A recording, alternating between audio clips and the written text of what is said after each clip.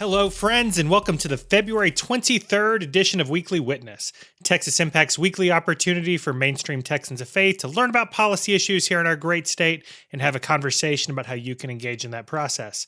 My name is Scott Atnip, your host and Texas Impact's Director of Public Witness, and we have an exciting program for you today as we welcome Senator Carol Alvarado. Senator Alvarado was first elected in a special election in 2018 to represent Harris County's Senate District 6. Senator Alvarado's primary legislative focus has been on economic development, public health, and public education. She received national recognition in 2021 for her 15-hour filibuster of the legislature's voter suppression bill, which we'll talk about today.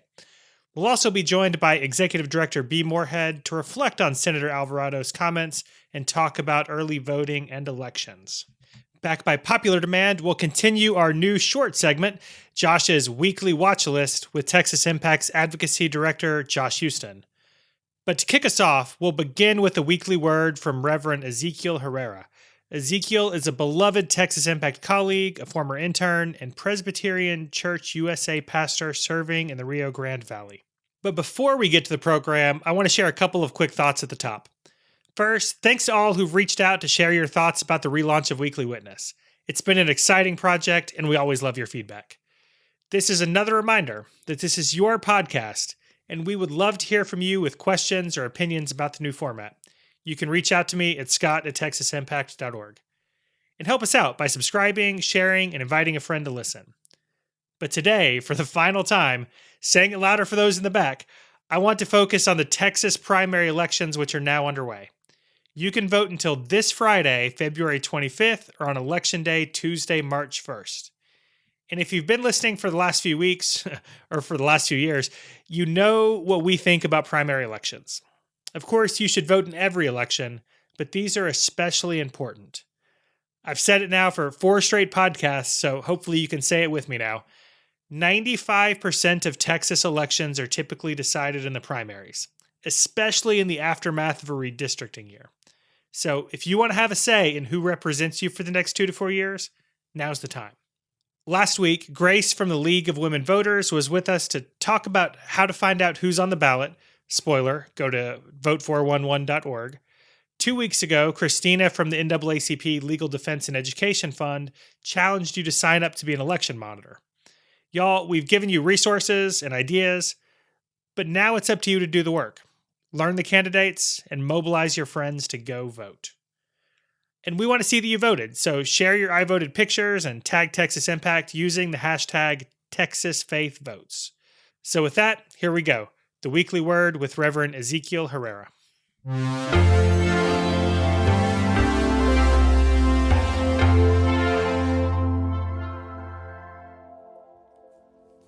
Greetings. I am Ezequiel Herrera, a Presbyterian minister working in the Rio Grande Valley of South Texas. I want to share with you the Word of God along with words of encouragement. The Sermon on the Plain, as recorded by the Gospel according to Luke, presents Jesus teaching tough and difficult lessons to his disciples. Love for enemies, or what the biblical scholars call the imperatives. These imperatives, or things they must do, are followed by concrete examples or actions that they are charged to carry out. And these imperatives continue to defy conventional wisdom. These imperatives are contrary to the common sense as we know it. These imperatives are hard and difficult to accept, rationalize, let alone to implement.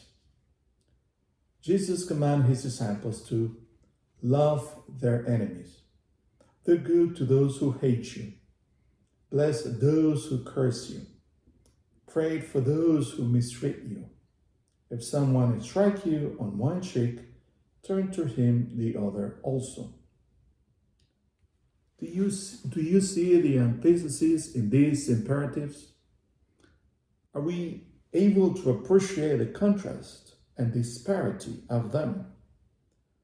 Can we pause for a moment and ponder what have been asked and demanded of us as Christ followers? The implication of these imperatives results in a change of attitude towards those who act and behave as those without Christ, those without God as their point of reference, their source of inspiration, the reason why they act differently, as what is to be expected. In antiquity, the followers of a leader adopted the lifestyle and behavior of the leader. It was a way not just to model, emulate the behavior displayed by the leader. It was also a way to embrace the leader's qualities and project and embody what the leader did. Let's remember that our human nature makes us to react in proportion and according to our sinful old self. God, through Jesus, is claiming in us an attitude, a change of behavior contrary to what is considered normal. God the Father, through Jesus, is inviting us to act, behave, and think as people who are living into the realm of God, as people who imitate what the leader does. Since God is love, we should and must embody such quality. Since God forgives and is merciful, we too must forgive and be merciful to others. Therefore, knowing what we claim to be followers of Jesus Christ, people who claim to have a relationship with our God, let's then act the part. No one of these behaviors, attitudes, and practices seem normal, natural, and of this world. And this is precisely the point, as Jesus said it. You are from below, I am from above. You are of this world, I am not of this world. However, since we are transformed by God through Jesus Christ and sustained by the Holy Spirit, we live into these qualities as we move into the realm of God, and thus we bear witness to those close and afar. We as children of God behave, act, and do things not as the world does it, but as people who are committed to bear witness of who they are and how that identity is displayed in the way in which we live our lives and relate to others. May God, through Christ, help you and help us to live out our Christian identity as we journey towards the realm of God. To God be the glory. Amén. Bendiciones, hermanos y hermanas en Cristo. El Evangelio de Lucas, capítulo 6, presenta a Jesús enseñando a sus discípulos la enseñanza que los expertos bíblicos llaman el amor hacia los enemigos. Jesús les dijo a la multitud: amad a vuestros enemigos, haced bien a los que os aborrecen, bendecid a los que os maldicen y orad por los que os calumnian. Al que te hiere en una mejilla, preséntale también la otra. Esta enseñanza es considerada demandas o imperativos, es decir, lo que Jesús exige de sus seguidores. Estas demandas son contrarias a la manera en que las personas que no son seguidoras de Cristo reaccionarían. Y es esa la gran diferencia y responsabilidad que tenemos como hijos e hijas de Dios y seguidores de nuestro Señor Jesucristo. Y es de ser y actuar como Cristo actuaría, imitar a Jesucristo. Como Dios es amor, debemos dar amor y compartir amor. Como Dios perdona, Debemos perdonar y ser misericordioso como nuestro Padre Dios lo es. En fin, nuestra vida y nuestra forma de relacionarnos con los demás debe ser una prueba viva y eficaz de nuestra relación con Dios, nuestro Señor Jesucristo y Dios Espíritu Santo. Amén.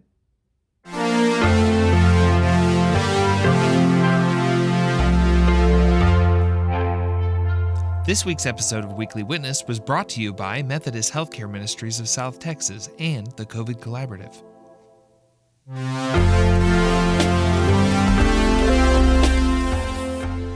Joining us for today's conversation is Senator Carol Alvarado, representing Texas's Senate District 6 out of Harris County.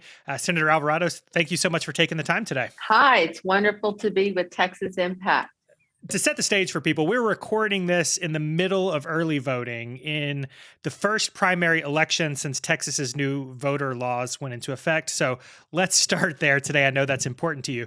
You obviously felt very strongly about this issue, strong enough in your opposition to the voter suppression bills that you filibustered through the night to make the point that this bill would harm Texas voters. And I'll just say in the office, when you started the filibuster, we were having conversations about how long you would go, and you definitely exceeded all of our guesses. So nice job, and thank you. So tell us about the process that you went through to make that decision that you were going to take that stand. It couldn't have been easy. No, especially realizing that I wasn't going to be able to filibuster for weeks, right? The bill would pass, but I felt that we needed to hit the pause button because, the previous session had moved so quickly in the middle of the night. If you recall, during the Memorial weekend when the bill passed, and there were a lot of new things in it when it passed. And eventually, the bill sponsor Republicans acknowledged that, there was a lot of stuff in there.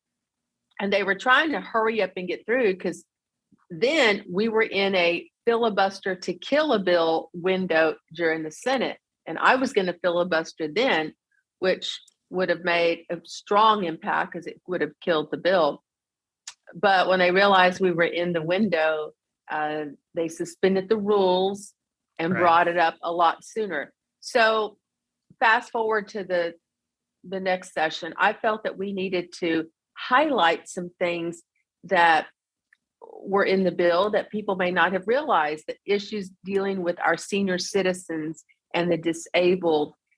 And a lot of the things that we talked about and that I talked about during that 15 hours are problematic today, which is why you've seen in some cases up to 40% of applications / ballots rejected.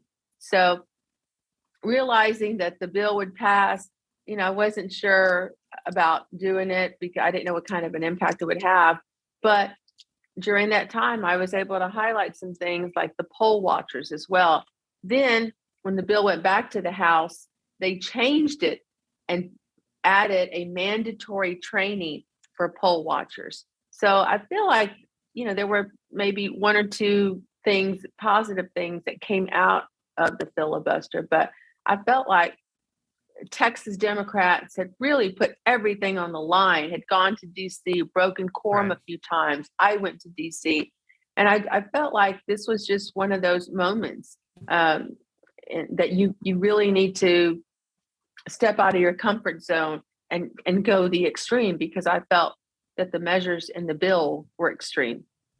So you mentioned that you raised a lot of concerns about Senate Bill 1, and I'll be honest, I didn't stay up for your entire 15 hours. You were much better than I was. Oh, shoot. I stayed up pretty late. I think I went to bed at 2 or 3. But you raised a lot of important concerns about Senate Bill 1. You've mentioned there were other representatives who did the same. Advocates spent the entirety of the year raising concerns. So we are now in the middle of early voting in the first election cycle where this law has been in place. So can you tell us some about how those concerns are impacting voters during the current election cycle? Well, as I mentioned earlier, you have a large percentage of applications and ballots that have been rejected, mainly because of the type of identification number that's used on the application versus the ballot. It's very important that people put the same one. And look, our senior citizens are doing the best that they can, but we know, and even some of us who aren't senior citizens, but Right. you forget, you might forget what you had for lunch last week. Well, think about a senior citizen who's trying to recall whether or not 2 weeks ago they put their last 4 digits of their social or their ID Texas driver's license number. And if you put the wrong one, it's rejected. So we've been telling people just put both on both numbers on both forms. But we've also seen an outcry from groups within the disabled community about having their assistants help them and not wanting to break the law. These are things, again, we brought up, raised concerns, read testimony, and it seemed like it fell on deaf ears. So many advocates would argue that the only real solution to voter suppression is federal legislation, right? And we had people who delivered that message to DC during the session. But we've seen federal legislation blocked repeatedly in the U.S. Senate over the course of the last 2 years. So how does the U.S. Senate's filibuster differ from the Texas Senate rules? For sure, they're not having to stay up and talk through the night. They're not having to stay on topic and avoid eating and drinking, all of the things that you had to do. So who makes those rules? And is this something that listeners should address with their federal elected officials if they want voting reforms at the federal level? The U.S. Senate filibuster. It's a joke. It's a joke. It's laughable. They don't have to do any of the things that I did, or when Wendy Davis did hers, or other filibusters. Texas filibuster is the real deal. Yes, the Senate, I think, should change their rules, and it should go back to the old way of doing it, the original way of doing it. Filibuster is not something, a procedure, a rule that you use all the time. It's kind of a privilege rule for the Senate. Right. And it needs to be treated that way. And I think, we ought to follow, or they ought to follow tradition and put it back the way it was. I had to, whether, the challenge of not going to the bathroom, not eating, not drinking water, and staying on the topic. I didn't have the luxury of reading Green Eggs and Ham like Ted Cruz did during the debate of the Affordable Care Act. So I think they need to change it to the way it was and take it seriously, and not just say, oh, I'm going to filibuster and that's it. That pauses everything. Yeah, it seems like the point of the filibuster originally was to allow for debate on the actual issue, right? And not just right. issue. Like literally, I think they could mail it in now, right? So having that debate is important, and I certainly learned a lot from watching yours. If folks are listening and really want federal voting reform, should they be contacting their elected officials now to talk about filibuster reform at the federal level? Absolutely. Contact your U.S. senators. Doesn't matter who they are or what you think about them. Let them know that Texans are watching and you want the filibuster like it is in Texas, a real filibuster, and like the way it used to be in the U.S. Senate. Like Mr. Smith goes to Washington. That's what. Yeah. No, I mean, you hit the nail right on the head. It's not always used to kill a bill, but it's used to pause things and have the lengthy debate on the subject matter. So besides filibuster reform, what do you hope that people who care about voting rights will do to ensure that Texas elections are safe and fair for everyone? Well, don't let this get you down. A lot of the frustration that we see and the suppression that we've seen, you can't let that knock you down. You've got to pull yourself up by your bootstraps and get out there and vote, and make sure that your neighbors, your family, everybody's voting. Don't get intimidated, and just don't say, well, I'm not going to jump through all those hoops because I don't have time, or I don't feel like messing with it. It's important, and we've seen how elections matter. If you would have asked people before the last presidential election if they ever thought Roe v. Wade could be overturned, and would the Supreme Court become so political? We would have said no, right? Probably most of us said no at the time. But now we see how many things are being challenged. And now you have a Supreme Court that may overturn Roe v. Wade, and who knows what's next. So elections matter. Elections matter. And I think it's also important to say because it's one thing for us to talk about the challenges that people have in relation to, the new voting law. But for most people, voting's going to be similar to the way it has been in the past. So don't get scared off by rule changes. Like, do the work. Right. If you're going and voting in person, unless, there's an unruly poll watcher that's snooping around in between you and the clerk, then I can see how somebody might feel uncomfortable or, don't just get discouraged if there are long lines. Please exercise your right to vote, because every vote counts. So vote. Bring your friends to vote. And one of the things that speakers the last couple of weeks on this podcast have talked about is the importance of participating in the actual election process. And so we had a representative from the NAACP Legal Defense and Educational Fund 2 weeks ago who was looking for people to take trainings to be nonpartisan poll monitors. Do you feel like it's especially important now to also participate in the election infrastructure to make sure that we have enough people doing that work? Absolutely. There's a shortage of precinct judges, people to actually run the election. And a lot of it has to do with because of the aggressiveness of some poll watchers and the way the law is. So, I served as a precinct chair for many years, and it's not, probably most people's ideal way of spending their day, right, for 12 hours or 15 hours if you include the setup and takedown. But it is important to be a part of, as you say, the infrastructure of the process, whether you're the precinct, you're running the election, or you're a clerk, or you get the training for a poll watcher, to really understand what takes place. And, now you have to take a little training if you're going to be a poll watcher, and I think that's fine, but get involved. Yeah, and I think especially with so much attention being placed on elections now, it's really important that Texans of faith, that people of good conscience are involved in this process so they can speak firsthand about, what actually happened at the polls, right, and how secure they actually are. So changing subjects a little bit, I always like to ask when we have elected representatives on because we are always telling our members, we're always telling our listeners to build relationships with their representatives. So what advice would you have for listeners, for people who are working to build meaningful relationships? What kind of relationships do you try to have with your constituents, and what advice might you give them? Well, I try to have a very hands-on relationship with my constituency in the terms of attending on a regular basis civic club meetings. If you follow us on Twitter at Carol for Texas, or any other social media platform, you'll see that I'm always posting things about attending community events, civic club meetings on a regular basis, visiting with our seniors, going to our schools and talking to students. So I encourage people to call their elected official. If you're in our district, I welcome the conversation.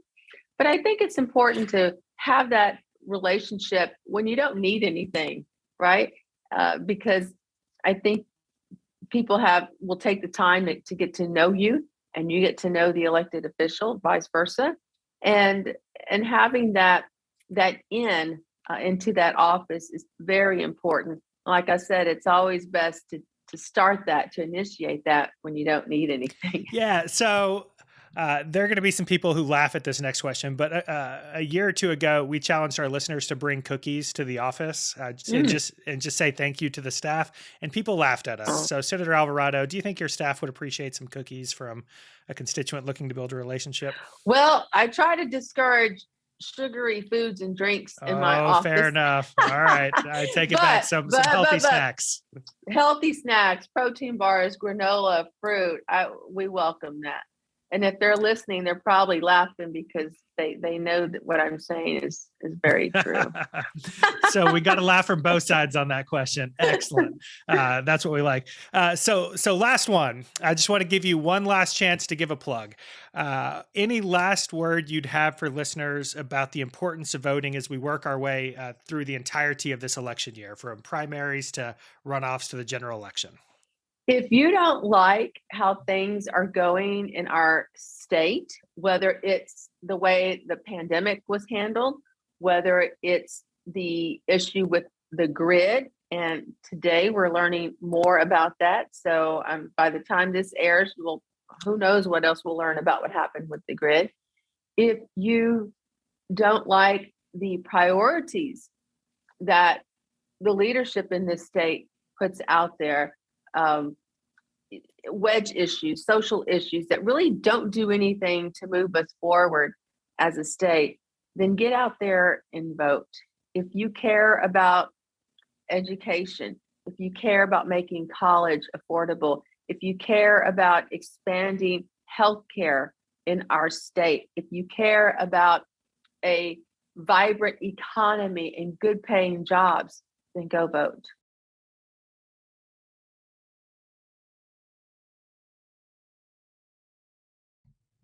It's not Sunday, but I feel like I've been to church. Senator, thank you so much for your time Amen. today. Thank you. Thanks for those words, and we'll look forward to talking again soon.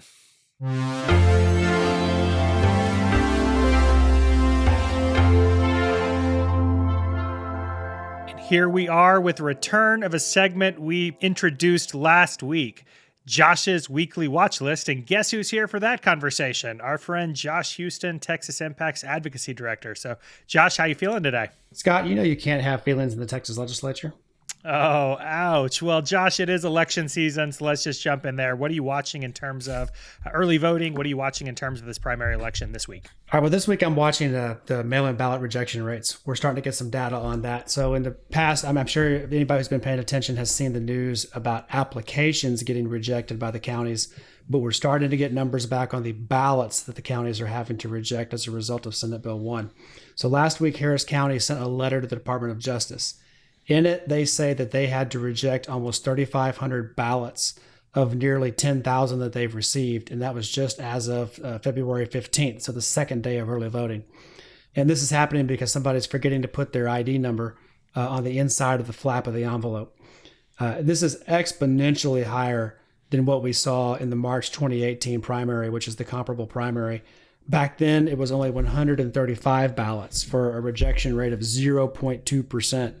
The rejection rates we're seeing are 35.5%. That's 177 times higher than it was in 2018. Ouch, that's real.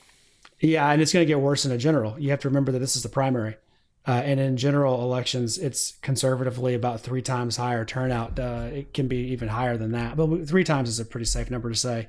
So you're talking about 3 times the number by the time you get to a general. Because there's no reason to assume that Harris County voters are any different than voters anywhere else in the state. So if you project this out, 35.5%, you could see as many as 78,000 ballots get rejected this primary, and as many as 177,000 could get rejected in the general in November. All right, Josh, this is something we'll certainly be talking about in the weeks and months to come, especially as we move into the next election seasons. But we are in the second week of early voting. Election day is March 1st. Any message you want to give to folks? Yeah, I mean, we're still sorting out, as an organization, we're still talking about how do we help our membership vote because of this. So we're talking about what sort of guidance we can provide for right now as we await to see the data that comes in from the primary. Just please remember to put your ID number on the inside of the envelope flap. It's a new space you have to do this in. 2, remind others to do this. So I'm going to call my 99-year-old grandfather and make sure that they know to do this. And then finally, check with your friends and family. Many are going to need to what's called cure their ballot, which is also a brand new process. And it could be real onerous for the mobility impaired because it involves a trip downtown in most cases. You can also do it online, but for those who with disabilities or with seniors, both have their own logistical issues. Josh, thanks for the time this week. We'll talk to you again next week. Yeah, thanks for having me.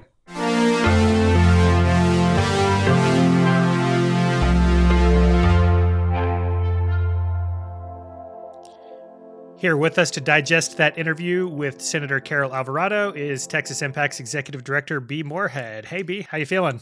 I'm feeling great, Scott. You know, I love to talk about my feelings. The one person on staff who will answer that question. Excellent. So let's jump right into the conversation with Senator Alvarado. Obviously, we started with a conversation about the filibuster and her thoughts there. We stayed up and watched a good chunk of that, and so it was interesting to hear her reflections on it today. What do you make from her conversation today? I thought it was fascinating. I was really excited to hear you ask her the question about how she came to the decision to do the filibuster. And her answer was really illuminating.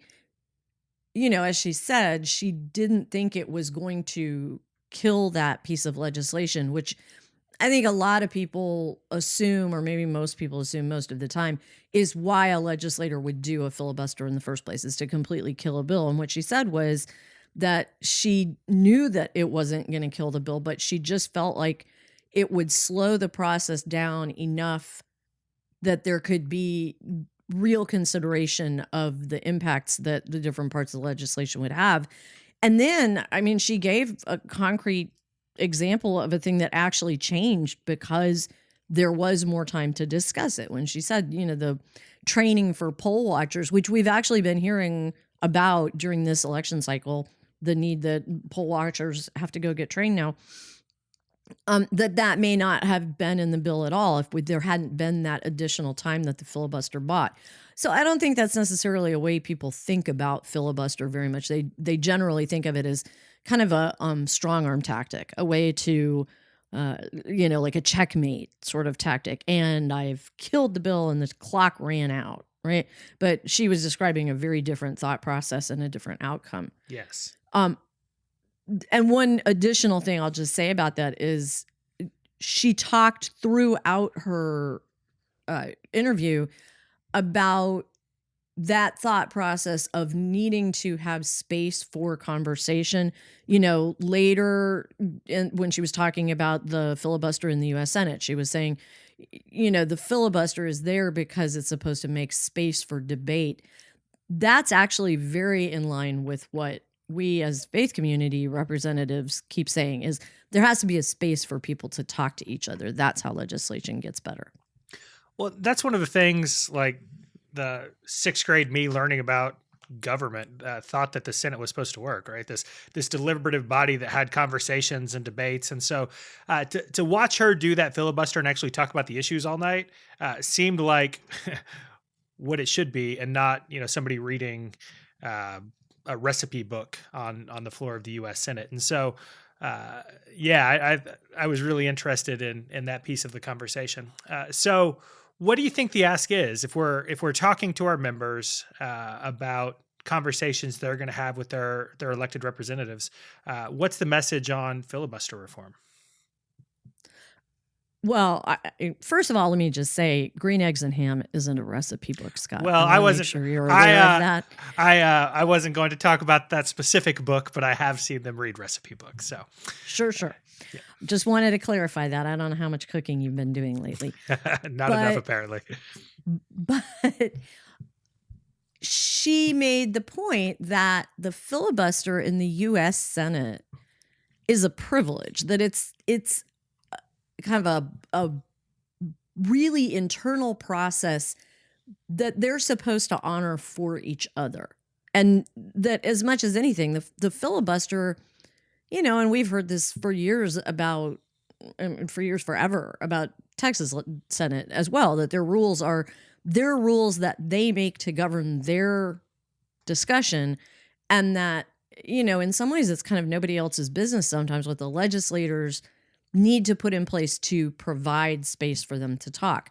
So if you were talking to, if you were a Texas Impact member and you were going to talk to your members of the U.S. Senate about reforming the filibuster, I think it's clear that what you would want to say is not, I think you should reform the filibuster because I know better than you what the rules are that you should have. I think you want to stress the point of the filibuster being about making space for debate and to talk not about, I mean, I appreciate that the senator said, tell them you want them to do it the way they do in Texas. I do know from having spent time in some other places that sometimes people in other states don't respond as well to that as we think they should. Really? I'm shocked. But what I think everyone can agree about is we want a system that makes space for our elected representatives to have genuine conversation with each other. If they don't want genuine conversation, they should check their head about why they want to be in the legislature in the first place or in Congress in the first place. That's the whole point of those bodies, is to talk. But I think they do. I think they do want to talk to each other. We've heard them say, Senator Manchin a couple of weeks ago on national TV was saying it's now your guilt by conversation, he said. It's a problem if you're even seen to be talking to people who disagree with you. We just can't have that be true. We have to make it be that legislators have the sense that their constituents really want them to have conversation. And so that would be where I would focus in talking about filibuster. So speaking of genuine conversation, one of the things that you've talked about since I've known you is the importance, which is getting to be a while now, but is the importance of having actual conversation with our elected representatives and building authentic, real relationships. And so she talked about that some. Any thoughts on that piece? Well, it's always great to hear an elected official talk about the kinds of interactions that they want to have with their constituents. We can opine that we think that it's probably true that they want to have their constituents come and talk to them, but it's good to get that affirmed. I thought, the point that she made about that she tries really hard to go meet with constituents out in the community and go to civic club events and school things. There's a flip side to that, right? Which is she needs to be invited. And, we are constantly, you're always bringing up examples of congregations and faith communities that make the effort to invite elected officials to come to their bake-offs, their bazaars, come see their outreach ministries. And it can be intimidating. You think, geez, is an elected official going to want to come see our thing? I think what she was clearly saying was, yeah, she does. She wants to come out into the community and see people where they are. And I think other officials would agree. Are you feeling slightly guilty about the homework we gave to the legislative engagement groups last year to bring cookies to the offices? Man, that was a weird deal, wasn't it? Because, and also because, look, if she's telling her staff she wants them to stay healthy so that they can do hard work, right. You don't, cookies and candy are not what get you to 15 hours of filibuster, right? You got to be healthy and in shape and rested and all those things. On the other hand, having been a young staff member of an elected official, I can tell you, I would have loved to get cookies and candy and cake. And I do think part of our job as members of the faith community is to affirm the specialness of what legislative offices do. And so whatever you can do that makes you feel like you are communicating, that it's special. And if that's bringing celery sticks and hummus, then that is great. Yeah, I asked that question jokingly, but I think the point would be that our hope is that your office well enough to know that that's a thing, right? Absolutely. So there's your homework, is to find out what kind of snacks your legislative office prefers. Last question. I know we're close on time for the day, but you're going to be the last conversation that we have on Weekly Witness before Election Day. Oh, golly. And so anything you want to leave us with?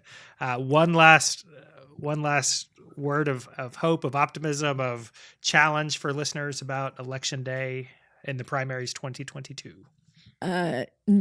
You've said everything there is to say about voting, Scott. The most I can probably add to it is this is the only way our children will inherit and appreciate and be able to run a democracy is by seeing us do it. So your children, Scott Atnip, are very lucky children to get to see their dad being such a champion for democracy in such a difficult and polarizing time. Oh, that's a sweet way to end it. Friends, go vote.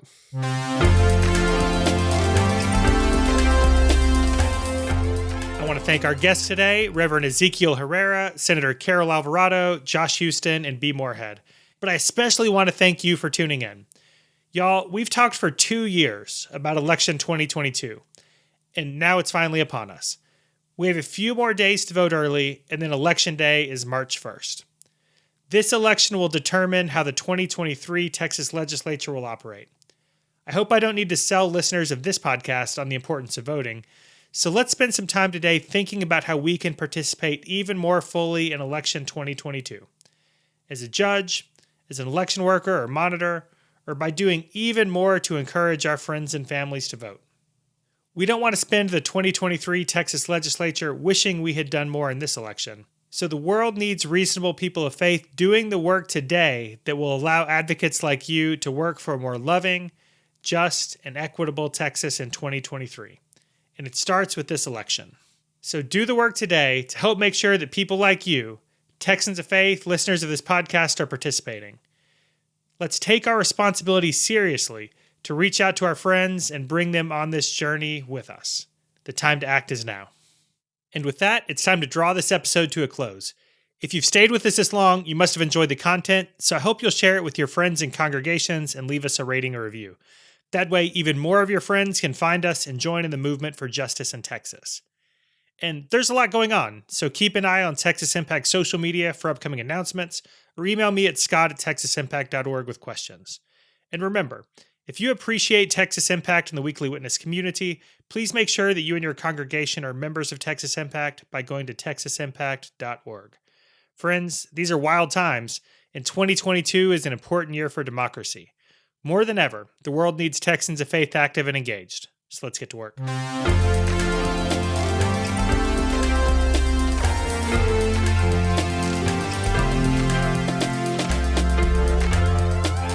Weekly Witness is hosted by Scott Atnip, engineered and produced by David Fasalo. Our executive producer is B. Moorhead. The opinions expressed on Weekly Witness are those of Texas Impact and our guests, and do not necessarily reflect the views of our sponsors. Weekly Witness is a product of Texas Impact, people of faith working for justice. Visit us online at texasimpact.org.